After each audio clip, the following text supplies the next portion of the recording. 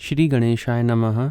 शांताकारं भुजगशयनं पद्मनाभं सुरेशं विश्वाधारं गगनसदृशं मेघवर्णं शुभांगं लक्ष्मीकान्तं कमलनयनं योगिभिर्ध्यानगम्यं वन्दे विष्णुं भवभयहरं सर्वलोकैकनाथं। प्रह्लाद नारद पराशर पुंडरीक व्यासाम्बरीश शुक शौनक भीष्म दालभ्यान रुक्मांगदार्जुन वशिष्ठ विभीषण आदीन पुण्यानिमान परम भागवतान स्मरामि। शुरू करते हैं। 36वां छप्पा पढ़ेंगे श्री भक्तमाल का, जिसमें हम श्री स्वामी रामानंदाचार्य जी के बारे में पढ़ेंगे। पिछली वीडियो में हम लोग ने पढ़ा था कि श्री रामानंदाचार्य जो हैं वो स्वयं राम जी हैं।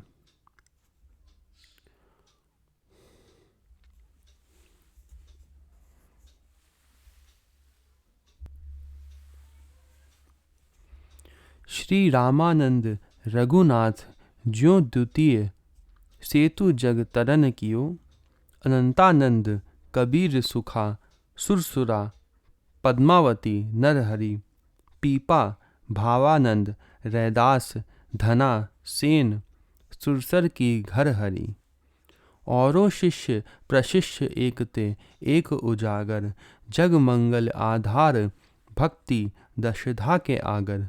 बहुत काल बपु धारि के प्रणत जनन को, पार दियो श्री रामानंद रघुनाथ ज्यों द्वितीय सेतु जग तरन कियो।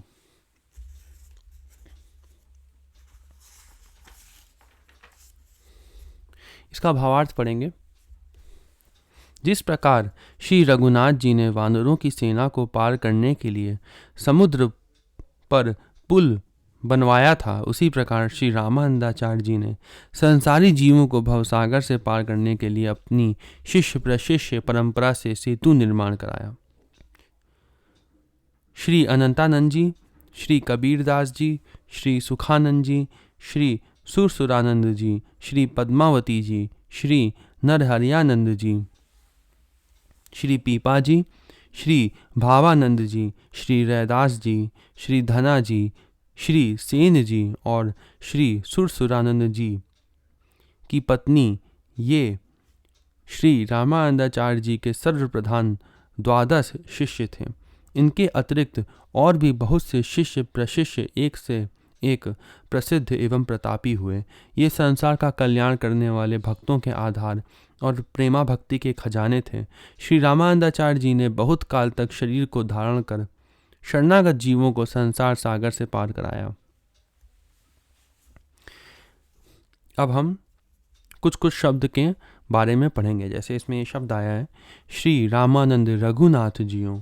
इसके लिए लिखा हुआ है, भगवान श्री राम ने वानर भालुओं की सहायता से 100 योजन समुद्र के ऊपर 10 योजन चौड़ा पुल बांधकर दोनों किनारों को मिलाया, लेकिन वह पुल भी सेना पार होने के लिए पर्याप्त नहीं हुआ। ये लिखा हुआ है रामचरितमानस के लिए, सेतु बंध भई भीर अति कपि नभ पंथ उड़ाही, अपर जलचरण ऊपर चढ़ी चढ़ी पार ही जाही। तथा श्री विभीषण जी की प्रार्थना पर अपने ही राज्यकाल में लौटते समय उस पुल को तोड़ दिया था, जो केवल कथा का विषय एवं तीर्थ मात्र रह गया है। श्री स्वामी रामानंदाचार्य जी ने अपने शिष्य परिकरों की सहायता से अपार भवसागर के ऊपर भक्ति सेतु का निर्माण किया, जो आज तक तथा शाश्वत सेतु के रूप में विराजमान है। सेतु के निर्माण से छोटे छोटे जीव भी पार हो जाते हैं। ये लिखा है रामचरितमानस में, अति अपार जे सरित वर जो नृप सेतु कराही, चढ़ी पिपी लिकऊ परम लघु बिनु श्रम पारही जाही। इसी प्रकार से आचार्य कृपा से भक्ति सेतु के बंध जाने से उसके अवलंब से असंख्यों पतित जीव भी भवसागर से पुनरपि जननम पुनरपि मरणम पुनरपि जननी जठरे शयनम से पार हो रहे हैं और होते रहेंगे। प्रणत जनन को पार दियो। इसके लिए क्या लिखा हुआ है? इसके लिए लिखा है, भक्ति में सभी का अधिकार है। आपका कथन है, ये लिखा है वैष्णव ताब्ज भास्कर में, जिसका अर्थ है शक्त अशक्त अच्छे बुरे सभी भगवान की शरणागति के अधिकारी हैं। तो लिखा है भगवान की शरणागति के अधिकारी सभी हैं, अच्छे बुरे शक्त अशक्त सभी भगवान की शरणागति के अधिकारी हैं। शरणागति में कुल, बल, समय और शुद्धि की अपेक्षा नहीं है। यद्यपि जप, तप, तीर्थ सेवन एवं दान आदि को पुण्य रूप माना गया है, परंतु कोई भी शुभ कर्म धर्म अहिंसा के समान नहीं है। अतः सुंदर धर्म में निष्ठा रखने वाले जन दृढ़ धर्म की वृद्धि के लिए हिंसा को सर्वथा त्याग दें। हिंसा को सर्वथा त्याग दे लिखा है। और कुल, बल, समय, शुद्धि इसकी कोई आवश्यकता नहीं है, इसकी अपेक्षा नहीं है। और जप, तप, तीर्थ सेवन, दान आदि ये पुण्य रूप माने गए। अब हम पढ़ेंगे श्री रामानंदाचार्य जी का विशेष चरित्र। भारत के इतिहास में 12वीं-13वीं शताब्दी में यवनों का बड़ा भारी आतंक छाया हुआ था। किसमें? 12वीं-13वीं में। जैसे सतयुग, त्रेता, द्वापर में हिरण्यकशिपु, रावण और कंस का अत्याचार बढ़ा हुआ था। लिखा है रामचरितमानस का, चौपाइयाँ दी हुई हैं। जेहि विधि होई धर्म निर्मूला, सो सब करहि विश्व प्रतिकूला। अस भ्रष्ट आचारा भा, संसार धर्म सुनिए नहीं काना। तेहि बहुविधि त्रासे, देश निकासे, जो कह वेद पुराना। उसी प्रकार अधर्म मित्र कलयुग का बल पाकर यवन देश पर मनमाना अत्याचार कर रहे थे। यवन देश पर मनमाना अत्याचार कर रहे थे। हिंदू बलात् मुसलमान बनाए जा रहे थे और अस्वीकार करने पर तलवार के घाट उतारे जा रहे थे। यवनों की कूटनीति से हिंदुओं में भारी फूट पड़ गई थी। कोई किसी का सहायक नहीं था। एक ब्राह्मण परिवार को मुस्लिम धर्म अस्वीकार करने के कारण यवनों ने मार डाला। मनसुख नाम का 14 वर्षीय किशोर बालक प्राण बचाकर जैसे तैसे भागकर घोर जंगल में गंगा के तट पर भगवान को स्मरण करने लगा। उस बालक की करुण पुकार सुनकर भगवान श्री राम प्रकट हो गए। बालक ने सनातन धर्म की रक्षा के लिए प्रार्थना किया। भगवान ने कहा, तुम चिंता मत करो, मैं स्वयं अवतार लेकर धर्म की रक्षा करूंगा। वरदान देकर भगवान अंतर्धान हो गए। इधर मनसुख भी कुछ दिन बाद शरीर को त्याग कर भगवत धाम को चला गया। एक ब्राह्मण दंपति भगवान के लिए बद्रिकाश्रम में कठिन तप कर रहे थे। बद्रिकाश्रम में भगवान ने कृपा करके दर्शन दिया एवं वर मांगने के लिए कहा। भगवान के रूप माधुर्य को देखकर ब्राह्मण दंपति ने भगवान को पुत्र रूप से प्राप्त करने का वरदान मांगा। भगवान एवं मस्तु कहकर अंतर्धान हो गए।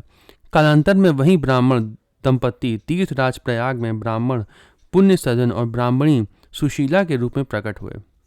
परम आराध्य श्री वेणी माधव भगवान ने ब्राह्मणी की पुत्र मनोकामना जानकर एक दिन उनके अंचल में प्रसादी माला एवं दक्षिणावर्त शंख डाल दिया और गंभीर वाणी में बोले कि माता जी, आपका मनोरथ पूर्ण हो और मैं स्वयं ही तुम्हारा पुत्र होऊंगा।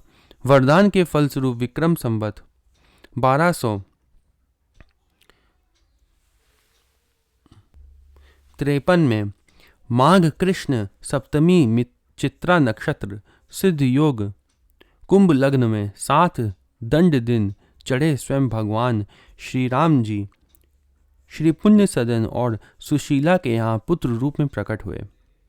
मुखारविंद में अलौकिक कांति थी। नामकरण के समय पंडितों ने आपका नाम रामदत्त रखा। अन्नप्राशन के दिन आपने एकमात्र खीर को ही ग्रहण किया। एक दिन पूजा गृह में घुटुरुवन चलकर दाहिना वर्त शंख लेकर बजाने लगे। श्री वेणी माधव भगवान ने श्री पुण्य सदन जी को स्वप्न देकर कहा, मैं ही इस बालक के रूप में हूं, आप किसी प्रकार की चिंता नहीं करें। दिन में 4 बार प्रातः, मध्याह्न, संध्या एवं शयन काल में शंख ध्वनि करते, जिसे सुनकर लोगों को बहुत आनंद मिलता। शंख ध्वनि करते थे 4 बार, जिसे सुनकर लोगों को बहुत आनंद मिलता।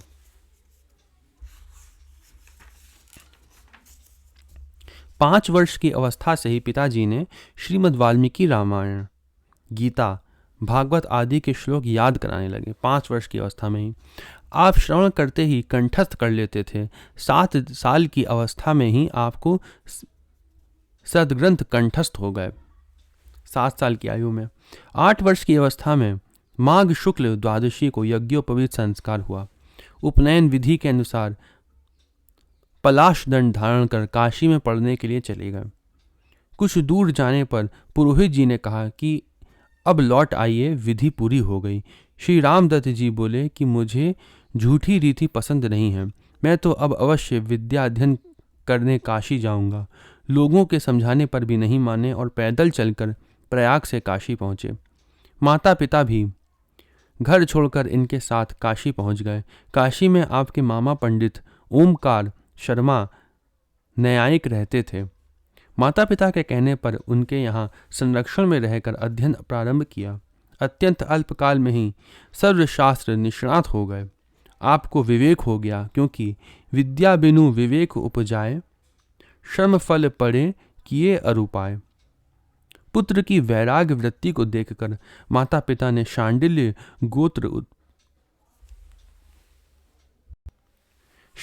गोत्र उत्पन्ना माधवी नाम की सर्वगुण संपन्ना कन्या के साथ विवाह निश्चय कर दिया।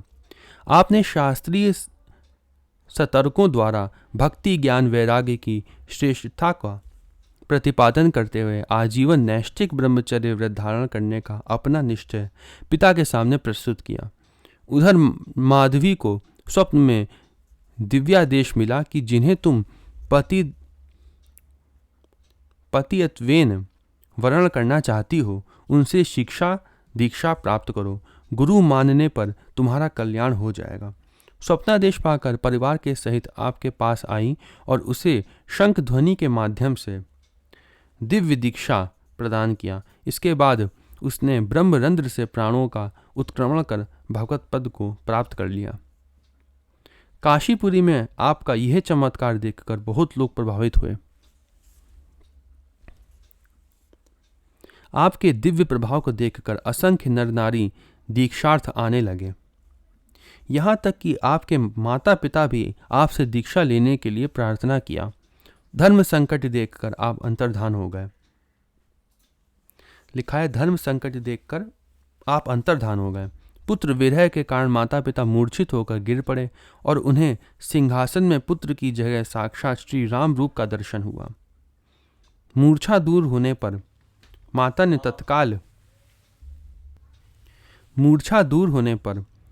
ने तत्काल शरीर को त्याग दिया। सभी लोगों को दुखित देखकर अचानक सभी के बीच में श्री वशिष्ठ अवतार स्वामी श्री राघवानंद जी प्रकट हो गए और आपको पुनः प्रकट करने के लिए श्री राम महायज्ञ करवाया। श्री राम षडक्षर मंत्र से विधिपूर्वक 6 करोड़ आहुतियां दी। अंतिम आहुति पड़ते ही आप पुनः प्रकट हो गए। आपके आग्रह पर श्री राघवानंद जी ने विधि पूर्वक श्री राम मंत्र की दीक्षा देकर जगत कल्याण करने के लिए आदेश दिया। लिखा है, गुरु जी ने इनको आदेश दिया जगत कल्याण करने के लिए। उसी के बाद इन्होंने जगत कल्याण करने के लिए कार्य किया। गुरुदेव की आज्ञा लेकर श्री स्वामी रामानंदाचार्य जी पंचगंगा घाट में नवनिर्मित कुटी में रहकर भजन साधना करने लगे। आपके दिव्य शंख ध्वनि को सुनकर असंख्य जीव रोग शोक दुख द्वंद्व से मुक्त होकर आनंद का अनुभव करते थे। आर्त की आर्तिका निवारण, अर्थार्थी को अर्थ लाभ, जिज्ञासु को तत्व निर्णय, ज्ञानी को आत्म परमात्मा का यथात्म ज्ञान एवं प्रेमी को प्रेम प्राप्त होता था। श्री स्वामी रामानंदाचार्य जी की महिमा सुनकर सुधौली के राजा अपने क्षय रोगग्रस्त राजकुमार को लेकर आपकी शरण में आए। श्री स्वामी जी ने कहा कि बालक को गंगा जी की गोद में डाल दो। 7 दिन के बाद स्वस्थ बालक को ले जाना। 7 दिन बाद स्वस्थ बालक को ले जाना, लेकिन पुत्र स्नेह के कारण गंगा जी में नहीं फेंक सके। स्वामी जी के वचनों में विश्वास करके स्वयं राजकुमार गंगा जी में कूद गया। 7वें दिन कंचन सी काया को प्राप्त कर राजकुमार गंगा जी के ऊपर आ गया। राजा रानी अपने स्वस्थ पुत्र को पाकर स्वामी जी को एवं गंगा माता को प्रणाम किया और महलों में आकर महान उत्सव किया। एक बार शिवरात्रि के दिन भीड़ देखकर अर्धरात्रि के समय दर्शन करने गए, परंतु मंदिर का द्वार बंद होने के कारण वापस लौट रहे थे। उसी समय श्री पार्वती जी ने श्री शिव जी से कहा कि श्री स्वामी जी बिना दर्शन किए ही वापस लौटे जा रहे हैं।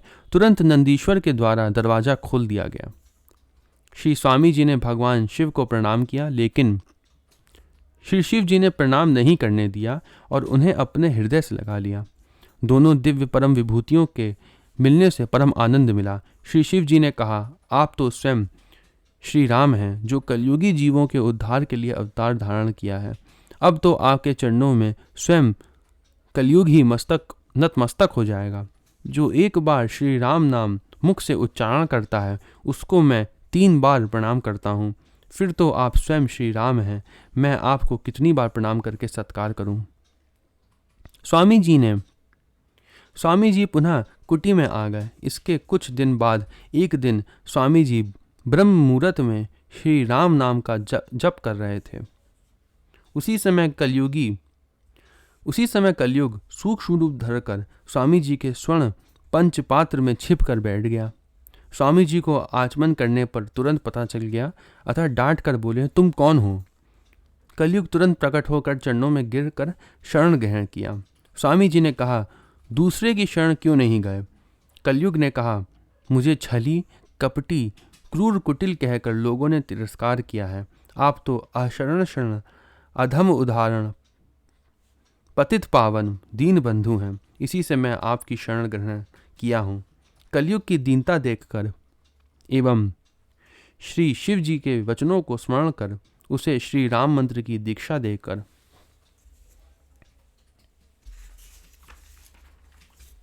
उपदेश दिया कि किसी भी संत को दुख मत देना, क्योंकि सभी संत तुम्हारे गुरु भाई हो गए। तुम्हारे अंदर अवगुण भी बहुत हैं, लेकिन कुछ गुणों को देखकर तुम्हें शिष्य बनाया। कलयुग ने कहा, जो सूधे संत हैं, सदा आपका गुणानुवाद गाते हैं या गाएंगे, उन्हें तो मैं कभी दुखित नहीं करूंगा और आपकी आज्ञा का पालन करूंगा। लेकिन जो साधु बनकर माया का संचय संग्रह करेंगे, उन्हें तो मैं अपना प्रभाव अवश्य दिखाऊंगा। एक बार श्रृंगेरी मठ के आचार्य श्री भारती तीर्थ जी एवं उनके अनुज श्री माधवाचार्य जी काशीपुरी आए हुए थे। श्री स्वामी रामानंदाचार्य जी का सुयश श्रवण कर उनके मन में दर्शन की इच्छा हुई, अतः छद्म वेश धारण करके कुटी में आए। सर्वज्ञ श्री स्वामी जी ने अपने शंख के ध्वनि से उनके सभी प्रकार की संदेह निवृत्ति करके एवं सभी मनोरथों को पूर्ण किया। श्री भारत तीर्थ जी के निवेदन करने पर श्री माधवाचार्य जी को ऋषित्व प्रदान किया और थोड़े ही शब्दों में समस्त वेदों का सार समझाया, जिससे श्री माधवाचार्य जी ने वेदों का भाष्य लिखा। एक दुर्जनानंद नाम का अघोरी पंथी नाथ था। श्री स्वामी जी से द्वेष के कारण विषधर सर्प को प्रेरित किया, लेकिन भगवत कृपा से वह स्वामी जी के गले में मालती पुष्पों की माला हो गई। भजन के समय माया के द्वारा हड्डी को फेंका तो ऊपर अधर में ही रह गया, नीचे नहीं गिरा। पुनः तलवार से मारने के लिए आया तो उसी दुष्ट की गर्दन कट गई। तब दुष्ट के शिष्यों ने श्री स्वामी जी को गंगा जी में फेंकने का विचार किया, जिससे सभी लोग जलने लगे। उसी समय आकाशवाणी हुई कि ये श्री रामावतार हैं। तुम लोग अपनी भलाई चाहते हो तो इनकी शरण में आ जाओ, नहीं तो ये तुम्हें नष्ट कर देंगे। तब लज्जित होकर शरण में आए और उसी समय इनके कान कटकर गिर गए। इसी से कनफटा कहलाने लगे। एक बार तत्कालीन यवनों ने अत्याचार से पीड़ित होकर भारत के विद्वान एवं धर्माचार्य सभी एकत्रित होकर काशी में श्री स्वामी रामानंदाचार्य जी के पास आए और उनसे जनेऊ, माला, चोटी की लाज बचाने के लिए प्रार्थना किया। श्री स्वामी जी ने सभी को आश्वासन देकर विदा कर दिया। उसी समय काशी में ही एक ब्राह्मण के बालक ने शंख बजा दिया, जिसे सुनकर मुसलमान उस बालक को पकड़ कर ले गए। ब्राह्मण दंपत्ति रोते रोते श्री स्वामी जी के पास पहुंचकर अपनी करुण पुकार सुनाई। श्री स्वामी जी ने यवनों को शिक्षा देने के लिए अपनी अचिंत्य शक्ति को प्रेरित किया, जिससे सभी मस्जिदों में शंख बजने लगे। जब उस ब्राह्मण बालक को छोड़ दिया तभी मस्जिदों में शंख बजना बंद हो गया। लेकिन जब मौलवी मुल्ला नमाज पढ़ने जाते तो उनकी जिह्वा में लकवा मार जाता। संपूर्ण भारत के मुसलमानों में हाहाकार मच गया। आपस में विचारने लगे कि हम लोगों के ऊपर यह संकट क्यों और कैसे आया। मुस्लिम फ़कीरों में इब्न नूर और मीरत की नाम के 2 फ़कीर बोले, यह किसी सिद्ध हिंदू फ़कीर की करामात है। हमने सुना है कि काशीपुरी में स्वामी रामानंद जी बड़े सिद्ध चमत्कारी महापुरुष हैं, जो श्री कबीर दास जी के गुरु हैं। हम लोगों के आतंक से भयभीत हिंदुओं की रक्षा के लिए कुछ यंत्र मंत्र किया है, अतः हम लोगों को चलकर सजातीय श्री कबीर दास के माध्यम से अपना संकट दूर करना चाहिए। श्री कबीर दास जी ने मुसलमानों को बहुत फटकारा। दिन भर रोजा रहते हैं, रात हनत हैं गाय, यह तो खून वह वंदगी, कैसे खुशी खुदाए। आदि तत्पश्चात श्री कबीर दास जी ने अपने गुरुदेव से मुसलमानों के आने का कारण बताया। श्री स्वामी जी ने भीतर से ही शंख ध्वनि किया, जिससे सभी मुसलमान मूर्छित होकर गिर पड़े। मूर्छावस्था में ही उनके पैगंबर मोहम्मद साहब ने इन लोगों से कहा कि यदि तुम लोग अपना कल्याण चाहते हो तो जो श्री स्वामी जी कहें वह तुम लोग सहर्ष स्वीकार कर लो, अन्यथा अब कोई दूसरा उपाय नहीं है। तुम लोगों ने अन्याय के साथ साथ इस्लाम धर्म को जड़ मूल से मिटा देने में समर्थ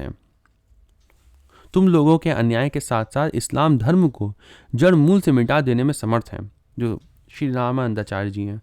मूर्छा दूर होने पर अपने खुदा की बात याद कर श्री स्वामी जी की शरण में पड़ गए और बोले, स्वामी जी आप जैसा कहेंगे वही करने के लिए अब हम सब लोग तैयार हैं। तब श्री स्वामी जी ने सभी को समझाया कि यह संपूर्ण जगत ही परमात्मा के द्वारा उत्पन्न है। ईश्वर ने सबको भजन साधन के लिए ही नर शरीर प्रदान किया है। फिर तुम लोग दूसरों के धर्म को हानि क्यों पहुंचाते हो? ईश्वर केवल तुम्हारे ही नहीं प्राणी मात्र के पालक हैं। सारा संसार उनमें और वह सब में रमे हुए हैं। राम और रहीम, ईश्वर और अल्लाह, यह नाम का ही भेद है। तत्पश्चात तत्वतः ईश्वर एक ही है। जब तक ऐसी भावना नहीं होगी तब तक अपने धर्म का पालन एवं सुख शांति नहीं प्राप्त कर सकता है। दूसरों के धर्म को नाश करने पर तुम्हारा धर्म तुम्हें त्याग देगा। मुल्ला मौलवियों ने हाथ जोड़कर कहा, हम आपकी आज्ञा शिरोधार्य करते हैं और आपकी सभी शर्तें स्वीकार करेंगे। तब श्री स्वामी जी ने उनके सामने अपनी 12 शर्तें रखी। पहला लिखा है, जजिया कर, जो केवल हिंदू पर ही टैक्स लागू था, मुसलमानों पर नहीं, उसको तुरंत हटाया जाए। दूसरा लिखा है, हिंदुओं के मंदिरों को नहीं गिराया जाए एवं मंदिर निर्माण में बाधा नहीं डाली जाए। तीसरा लिखा है, जबरदस्ती हिंदुओं को मुसलमान नहीं बनाया जाए। चौथा, गोवध को तुरंत बंद कराया जाए। पांचवा, हमारे धर्म ग्रंथों को अग्नि में नहीं जलाया जाए। छठा, स्त्रियों का अपहरण नहीं किया जाए। सातवां, मंदिर में नित्य घंटा एवं शंख बजना चाहिए। आठवां, कुंभ आदि पर कर नहीं लिया जाए। नवा लिखा है, कथा कीर्तन में रोक नहीं लगाया जाए। 10वां लिखा है, अपने धर्म के पालन में विक्षेप नहीं डाला जाए। 11वां, उत्सव तिथि त्योहार में कोई बाधा नहीं डाले। 12वां, विवाह के समय हिंदू दूल्हा मस्जिद के सामने पालकी से उतरकर पैदल नहीं चलेगा। इन 12 शर्तों को तुम लोग बादशाह गयासुद्दीन तुगलक और तैमूरलंग से मंजूर करा लाओ, तब इस संकट से बच सकते हो। ये सुनकर सभी मियाँ मौलवी मिलकर बादशाह से उपयुक्त शर्तों की मंजूरी का हुक्म लिखा लाए। संपूर्ण देश में इस हुक्मनामे की घोषणा कर दी गई। सर्वत्र श्री स्वामी रामानंदाचार्य जी जय जयकार होने लगी। सभी मुसलमानों के नमाज की बाधा दूर हो गई। सबके कंठ खुल गए। अब सब लोग अमन चैन से स्वधर्म में स्थित रहते हुए परस्पर मैत्रीपूर्ण व्यवहार करने लगे। श्री स्वामी रामानंदाचार्य जी का सुयश सुनकर श्री अयोध्या से गज सिंह देव जी काशी आए और अपनी करुण कहानी सुनाई कि मैं सूर्यवंशी क्षत्रिय श्री अयोध्या के राजा श्री हरि सिंह देव जी का भतीजा हूँ। जुनाखा तुगलक से भयभीत होकर हमारे चाचा जी राज्य छोड़कर जंगल में तप करने चले गए। अन्य उत्तराधिकारी के अभाव में मैं राज्य की देखरेख करता रहा, परंतु यवनों ने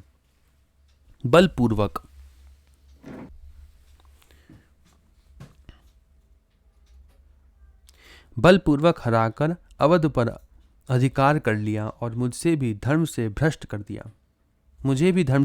दिया। गौ ब्राह्मणों की हिंसा एवं 20,000 हिंदू स्त्री पुरुषों को बलात् यवन बना लिया। जिसने मुस्लिम धर्म स्वीकार नहीं किया उन्हें मौत के घाट उतार दिया गया है। अब आप ही हमारी रक्षा कर सकते हैं। मैंने भी अपनी शुद्धि के लिए पंडितों की शरण ली, लेकिन वह सब असमर्थता व्यक्त किया। श्री स्वामी जी ने आश्वासन देकर विदा किया एवं स्वयं अयोध्या पहुँचे और सभी को श्री सरयू जी में स्नान कराकर हिंदुओं के चिन्ह प्रकट कर दिए। आप पुनः काशीपुरी को लौट आए। देव ऋषि श्री नारद जी के अनुरोध पर श्री स्वामी जी ने प्रस्थानत्रय, वेद, उपनिषद, गीता पर भाष्य लिखा। आपने आनंद भाष्य लिखकर विशिष्टाद्वैत सिद्धांत का बड़ा सुंदर विवेचन किया। तत्पश्चात अपने प्रथम प्रिय शिष्य श्री अनंतानंद जी को पढ़ाया। एक बार काशी में सिद्धांत पक्ष को लेकर विद्वानों ने एवं धर्माचार्यों में वाद विवाद हो रहा था। उसी समय श्री स्वामी जी ने विशिष्टाद्वैत सिद्धांत का अद्भुत रीति से विवेचन किया। तार्किक पंडितों ने कहा, हम आपके सिद्धांत को कैसे मानें? श्री स्वामी जी ने कहा, यह सिद्धांत श्री व्यास सम्मत है। श्री स्वामी जी के स्मरण मात्र से ही वेद व्यास जी ने प्रकट होकर सभी की शंका का समाधान किया। विशिष्टाद्वैत सिद्धांत में द्वैत, अद्वैत आदि किसी भी सिद्धांत का खंडन नहीं है। तब सभी लोगों ने वाद विवाद को छोड़कर आनंद भाष्य में प्रतिपादित विशिष्टाद्वैत सिद्धांत को स्वीकार किया। भक्ति का व्यापक प्रचार करने के लिए अपने बहुत से शिष्य परिकरों के साथ दिग्विजय यात्रा करते हुए भारत के तीर्थों का परिभ्रमण किया। आपके सदुपदेशों के द्वारा विद्वान तार्किक मंत्र मुग्ध हो जाते थे। श्री चित्रकूट में भी सभी भक्त परिकरों को वनवासी भगवान श्री सीताराम जी एवं लक्ष्मण जी का दर्शन कराया। चित्रकूट से श्री जगन्नाथपुरी में जाकर श्री जगन्नाथ भगवान का दर्शन किया। समुद्र के अतिक्रमण के कारण दुखित जगन्नाथपुरी के लोगों को श्री कबीरदास जी के माध्यम से चिमटा गाड़कर समुद्र के अतिक्रमण पर रोक लगवा दिया। गंगा सागर में जाकर श्री कपिल भगवान के दर्शन किए। श्री स्वामी जी के प्रार्थना पर श्री कपिल देव जी के श्री विग्रह के रूप में दर्शन हो गए, जिनका आज भी दर्शन प्राप्त होता है। मकर संक्रांति में प्रतिवर्ष मेला लगता है। तीर्थ की बड़ी भारी महिमा है। यथा सब तीर्थ बार बार, गंगा सागर एक बार। जगन्नाथपुरी से चंदन तालाब का जीर्णोद्धार करते हुए श्री रामेश्वरम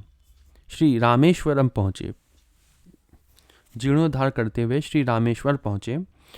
उस समय शैव वैष्णवों में घोर विरोध चल रहा था। वहां के पंडा पुजारियों ने कहा, ऊर्ध्वपुंड तिलक धारण करने वाला मंदिर में प्रवेश नहीं कर सकता है।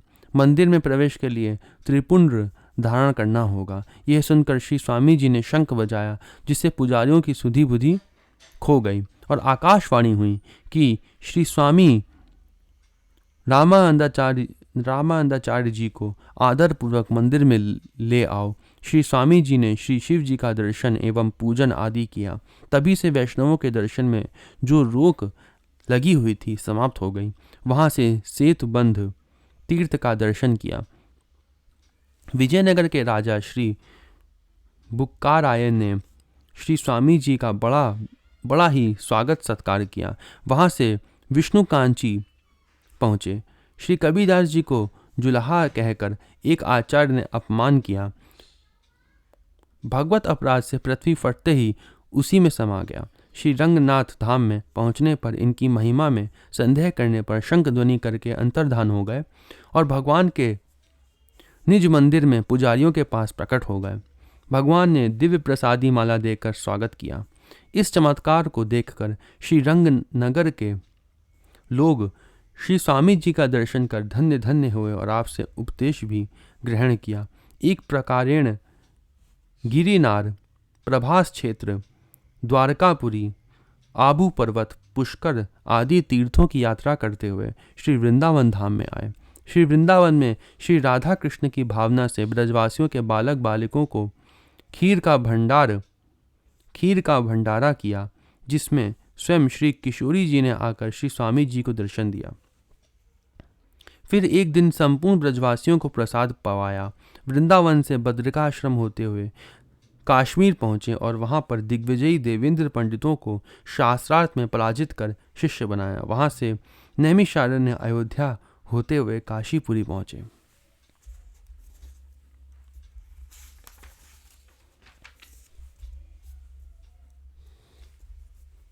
श्री आचार्य के दिग्विजयी यात्रा से लौटने पर काशीपुरी के लोग दर्शन के लिए उमड़ पड़े। काशीपुरी में वृहद भंडारा किया, जिससे साक्षात अन्नपूर्णा ने रिद्धि सिद्धियों से भंडारा भर दिया।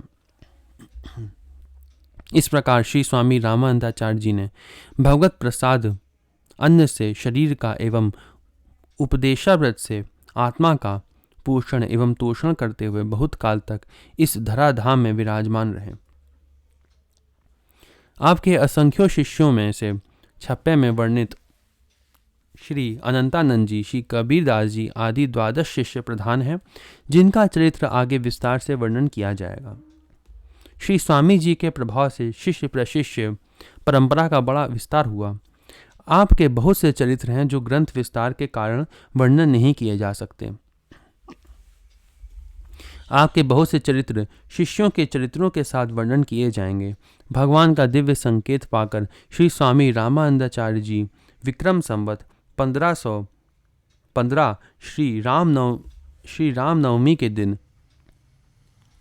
यह लीला को संवरण कर अपने नित्य स्वरूप में स्थित हो गए।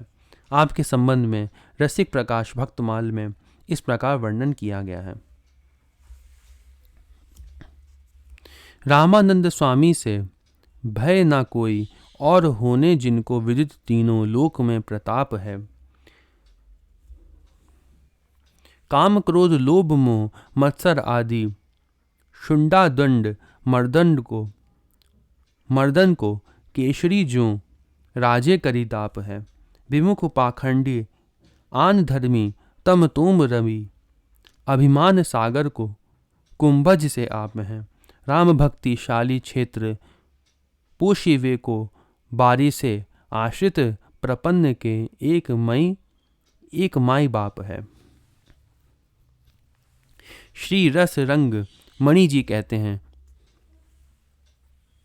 मंद कलिकाल के कुचालते अमंद पाप फैले पंथ निंद वेद भक्त हूँ अमंद को। देखे रघुनंद जब सबे दुख द्वंद दले लीने अवतार तब दायक आनंद के। सेतु विस्तारे मंत्र तारक प्रचारे किए जीव भव पारे देह धारक सुछंद के। संत सिंधु चंद ऐसे करुणा के कंद रस रंग मणि वंद पद स्वामी रामानंद के। ये लिखा है श्री भक्तमाल भास्कर में। जब लही यवन अनीति धरा व्याकुल भई भारी अति कृपालु रघुनाथ तब ही मुनि रूप संवारी। जेन बौद्ध मत नाशी यावनी अनय विनाशे भगवत धर्म प्रचारी सुवैष्णव तत्व प्रकाशे। शिष्य 12 आदित्य सम ज्ञान किरण जग तम हरे रामानंदाचार्य कर धर्म ध्वजा जग फर हरे। इनका चरित्र रामानंद जी का जैसा हमने पढ़ा, वो यहाँ पे इनके और भी कहानियाँ और भी चरित्र हैं जो हम इनके शिष्यों के साथ पढ़ेंगे। आगे श्री भावानंद जी के बारे में लिखा है। क्या लिखा है? अगस्त संहिता में लिखा है कि श्री भावानंद जी श्री जनक जी महाराज के अवतार थे। इनके पूर्वज मिथिलापुरी के निवासी थे। इनके बाबा पितामह श्री हरिनाथ मिश्र जी तीर्थाटन करते हुए पंढरपुर में श्री पंडरीक नाथ जी का दर्शन करके आनंदी ग्राम में ही बस गए। इन्हीं श्री हरिनाथ मिश्र जी के पुत्र श्री रघुनाथ मिश्र जी हुए। इन्होंने श्री विट्ठल नाथ जी की आराधना करके वैशाख कृष्ण षष्ठी चंद्रवार मूल नक्षत्र परिग योग में एक पुत्र को प्राप्त किया, जिसका नाम विट्ठल पंत रखा। बचपन से ही आपके अंदर विद्वता के साथ साथ त्याग वृत्ति भी थी। इनके विमल वैराग्य को देखकर माता पिता ने सिद्धोपंत ब्राह्मण की कन्या रुक्मणी बाई के साथ विवाह कर दिया। दोनों के सद्विचार होने से गृहस्थ जीवन सुखमय बना। एक दिन करकोटक वंशीय नाग दंपत्ति ने आकर कहा कि यह घर हमारे पूर्वजों का है, अतः इस घर को छोड़ दो। इन्होंने तुरंत घर छोड़कर अन्यत्र रहने लगे। इनके त्याग को देखकर नाग ने घर धन संपत्ति से भर दिया। तब आपने सभी धन को संत भगवंत की सीमा में लगा दिया। एक दिन आपके घर एक संत पधारे जो केवल वायु पीकर रहते थे। स्वागत सत्कार उपरांत संत ने कहा कि मैं स्वामी श्री रामानंदाचार्य जी के दर्शनार्थ काशीपुरी जा रहा हूँ। श्री विट्ठल पंत जी पत्नी को घर में अतिथि अभ्यागतों की सेवा के लिए छोड़कर काशीपुरी के लिए चल दिए।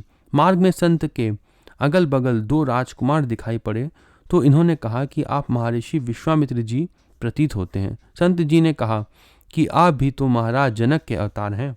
इतना सुनते ही विट्ठल पंत जी मूर्छित हो गए। जगने पर संत दर्शन नहीं हुआ और स्वयं को काशी के समीप वटवृक्ष के नीचे पड़ा पाया।